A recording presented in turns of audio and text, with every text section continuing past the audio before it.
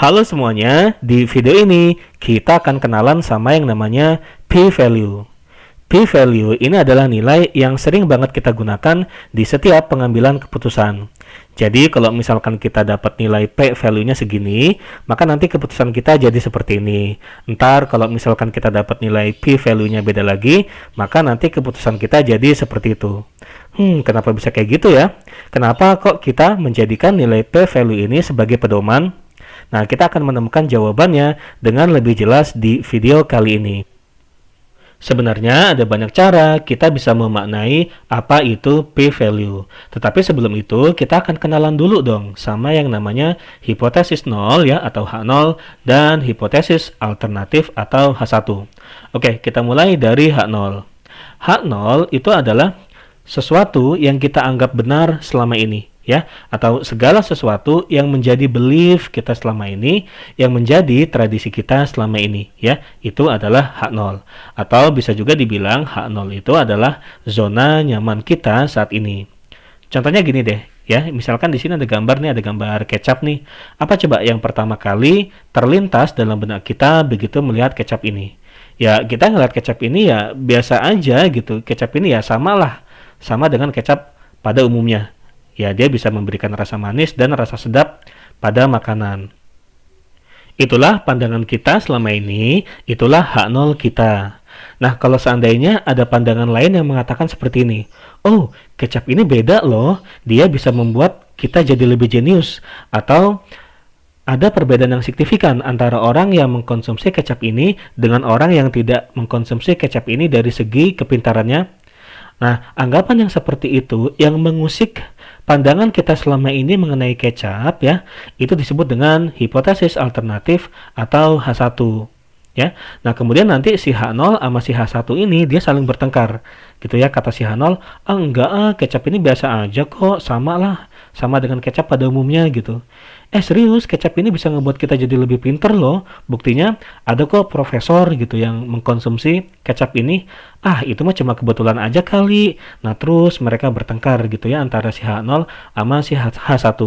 Pertengkaran antara mereka berdua ini nanti akan disudahi sama nilai p-value ini. Nah, p-value ini bisa dianggap sebagai besar peluang kita masih menerima H0 ya. Besar peluang kita masih mempertahankan belief kita selama ini. Jadi kalau misalkan kita mendapatkan nilai p-value-nya itu besar, maka artinya kita memiliki peluang yang besar untuk mempertahankan belief kita selama ini. Sebaliknya, kalau misalkan kita mendapatkan nilai p-value-nya yang kecil, maka kita memiliki kekuatan yang kecil atau peluang yang kecil untuk masih bisa mempertahankan si H0 ini. Ya, itu artinya kita harus menerima kenyataan bahwa kita harus keluar dari zona nyaman kita selama ini ya. Jadi kita harus move on atau harus hijrah untuk menerima si H1. Nah, maka bisa dikatakan sekali lagi bahwa jika p-value-nya besar, maka H0 yang kita terima. Jika p-value-nya kecil, maka yang kita terima ini adalah si H1.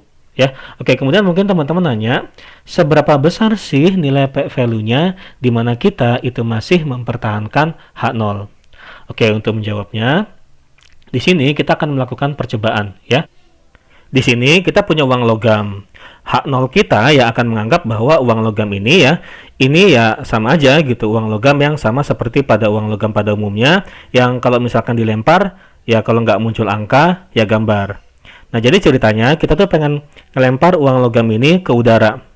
Kita akan melemparkannya sebanyak 6 kali misalkan ya. Nah, di pelemparan yang pertama, kita mendapatkan angka nih. Kemudian di pelemparan yang kedua, kita dapat angka lagi. Terus di pelemparan yang ketiga, wah dapat angka lagi. Ini keren banget ya, 3 kali berturut-turut dapat angka. Lalu kita lihat di percobaan yang keempat, ini dapat angka lagi. Mantap banget sih, ini berkali-kali dapat 4 ya. Kemudian di pelemparan kelima, waduh dapat angka lagi. Nah, di sini di titik ini kita udah mulai menaruh rasa curiga gitu. Gimana mungkin 5 kali berturut-turut kok dapatnya A terus gitu ya. Kemudian kita akhiri ini ya pelemparan terakhir dan ternyata kita dapat A lagi.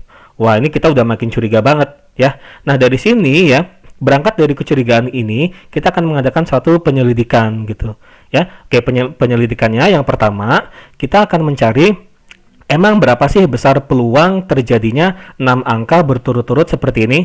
Oke, cara mencarinya ya, besar peluang 6 kali angka berturut-turut terjadi adalah seperti ini caranya. Jadi, kita lihat di percobaan pertama dulu nih. Di percobaan pertama kan bisa muncul angka, bisa muncul genap. Nah, berarti kan 50-50 tuh ya. Berarti muncul angka, itu adalah 50-50 ya, yaitu 1/2 ya. Oke, angkanya 1, kemudian total kemungkinannya kan ada 2 ya. Angka gambar berarti 1/2. Kemudian di percobaan yang kedua, ini juga 50-50 ya. Maka ini besar peluang muncul angka di percobaan yang kedua juga setengah. Begitu juga sama di percobaan ketiga, keempat, kelima, keenam. Itu peluang munculnya A itu setengah ya. Nah, maka peluang munculnya 6A berturut-turut ya, itu adalah setengah pangkat 6. 6 di sini adalah karena tadi banyak percobaannya ada 6 ya. Setengah pangkat 6 itu hasilnya adalah 1/64. Dari sini kita akan menentukan nilai P value-nya. Rumus P value adalah seperti ini ya. PA ditambah PB ditambah PC.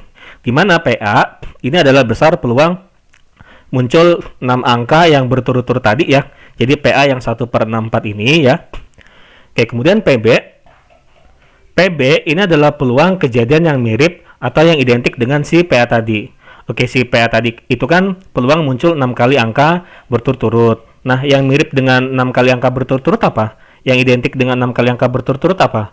Yaitu yang 6 gambar terjadinya 6 gambar berturut-turut ya. Nah, maka PB-nya ini adalah peluang muncul 6 gambar secara berturut-turut. Oke, kalau misalkan kita hitung ya, peluang muncul 6 gambar terjadi secara berturut-turut ya, maka cara menghitungnya sama seperti tadi ya.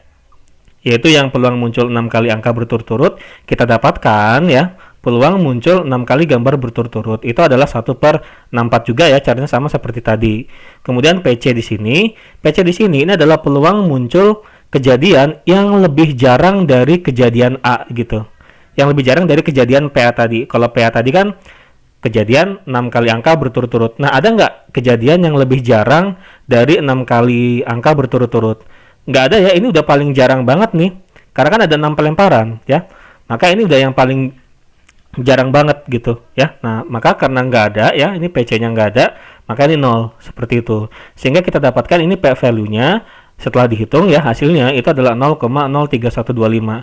Kelihatan kalau nilai P value-nya ini lumayan kecil sih ya. Nah, kalau yang tadi itu kan kalau P value-nya besar maka kita terima H0, terus kalau misalkan P value-nya kecil kita terima H1 gitu. Nah, dengan P value yang seperti ini kita akan menerima H0 atau H1. Kita akan menganggap bahwa uang ini biasa-biasa aja atau menganggap bahwa uang ini spesial gitu. Buktinya ini kok kalau dilempar 6 kali angka berturut-turut ya, ini spesial nggak gitu. Nah, untuk mengetahui batasannya ya, ambang batasnya di mana kita akan menerima H0 atau H1, biasanya dalam penelitian ambang batasnya itu adalah 0,05 ya. Oke, untuk selebihnya 0,05 ini kita sebut sebagai alfa, dan alfanya ini seringkali disebut sebagai significant level ya. Nah, kalau misalkan P value-nya itu kecil banget ya, kecil banget jadi di bawah 0,05, maka kita terima H1. Kalau misalkan P value-nya besar ya, di atas 0,05, maka yang kita terima itu adalah H0. Kalau kita lihat di sini, ini P value-nya ini di bawah 0,05 ya, berarti masuk di kategori yang P value yang lumayan kecil nilainya. Maka kesimpulannya, kita di sini keluar dari zona nyaman kita ya, atau terima H1. Terima H1 yang menyatakan bahwa uang ini bukan uang biasa nih. Ada sesuatu yang ngebuat uang ini jadi lebih spesial lah gitu ya. Buktinya ini sampai 6 kali angka terjadi secara berturut-turut. Oke, atau mungkin jangan-jangan ini di salah satu sisinya dikasih pemberat kali ya, seperti itu. Pokoknya kita menolak H0 yang mengatakan bahwa uang ini biasa-biasa aja. Ya, kita lebih menerima kenyataan bahwa uang ini tuh pokoknya ya beda lah gitu ya. Ada sesuatu yang ngebuat uang ini menjadi lebih spesial. Sedemikian sehingga tadi ya sampai-sampainya dia menghasilkan 6 angka secara berturut-turut ya. Nah, begitulah kita mengambil keputusan berdasarkan nilai P value yang kita dapatkan ini. Sebenarnya masih ada beberapa cara kita untuk memaknai apa itu P value, tetapi itu akan dibahas di video berikutnya saja ya. Dan di video berikutnya kita juga akan membahas bagaimana mendapatkan nilai P value dengan menggunakan bahasa pemrograman Python. Sampai jumpa di video berikutnya.